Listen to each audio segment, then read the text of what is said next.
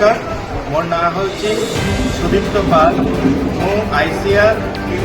Central rice research institute रु आसी गत किछि वर्ष है आम चाष क्षेत्र में अधिक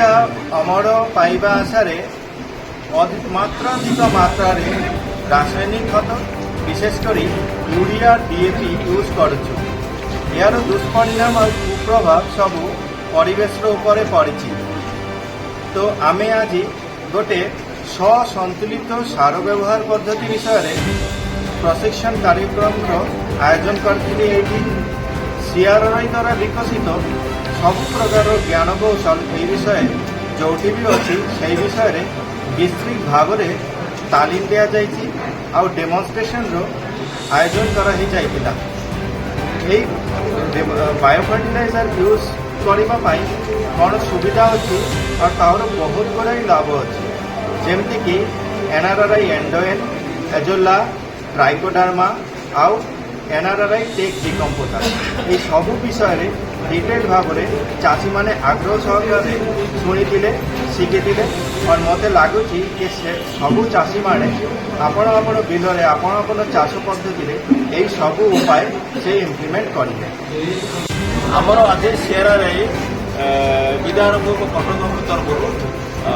चाषी मान एक बायो फर्टिलाइजर प्रशिक्षण शिविर अनुष्ठान ये सेन्टर बहुत भल तेणु आम ये एनओएन किपर व्यवहार कर फर्टिलाइजर केमिकल फर्टिलाइजर व्यवहार संतुलित भाव में व्यवहार करेंगे तार व्यवहार केमी जमी कमेबे से आम चाषी मानक ये प्रशिक्षण मैंने करेलु। सीआरआई तरफ आमर सीनियर साइंटिस्ट देवरती भादुरी एवं डॉक्टर सुदीप्त पाल आसी ये जो ट्रेनिंग शिविर में योगदान करते ये जो ट्रेनिंग शिविर में 40 रु 45 जन चाषी विभिन्न पंचायत विभिन्न ग्राम योगदान करते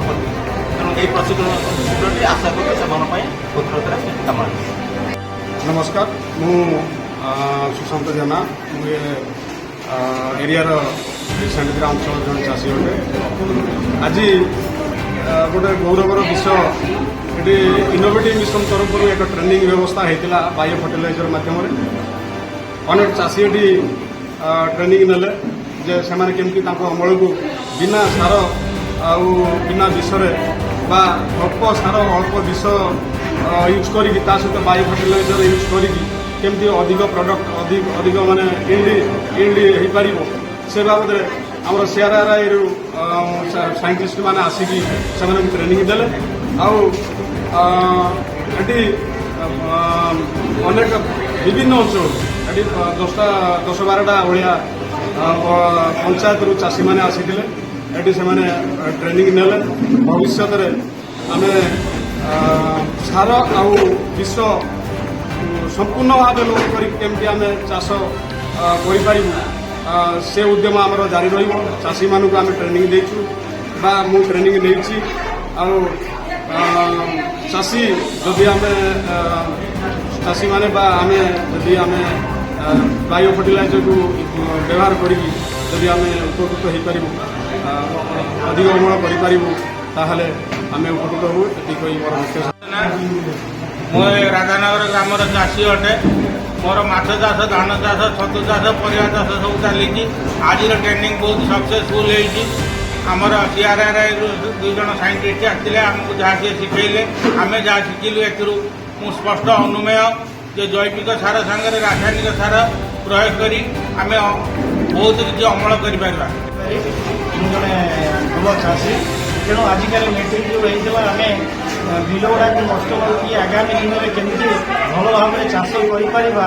हिसाब से आज सार मैंने भी ट्रेनिंग देते आम भी ट्रेनिंग भी आगुरी ट्रेनिंग देते जो आम आसगला जो जिनसा आम चाष केमी बिना सार पकई बिल गुड़ा नष्ट करवा ना भल चाष हो पार से विषय ही डिस्कसन कर ଯାଉ ଆମେ ଭଲ ଭାବରେ ଲୋକର ଯେଉଁ କ୍ଷୁଦ୍ର ଚାଷୀ ବା ନାମାଙ୍କିତ ଚାଷୀ ଯେଉଁମାନେ ଆସିଥିଲେ ସେମାନେ ଭଲ ଭାବରେ ଶିଖିକି ଗଲେ ଯେ ଆମେ ଆଗ ଜମି ମାଟି ଟେଷ୍ଟ କରିବା, ତାପରେ ପାଣି ଟେଷ୍ଟ କରିବା, ତାପରେ ହିଁ ତାକୁ ୟୁଜ୍ କରିକି କେମିତି ସାର ପିଡ଼ିଆ ସବୁ ବନ୍ଦ କରିକି ଚାଷ ଭଲ ଭାବରେ କରିପାରିବା।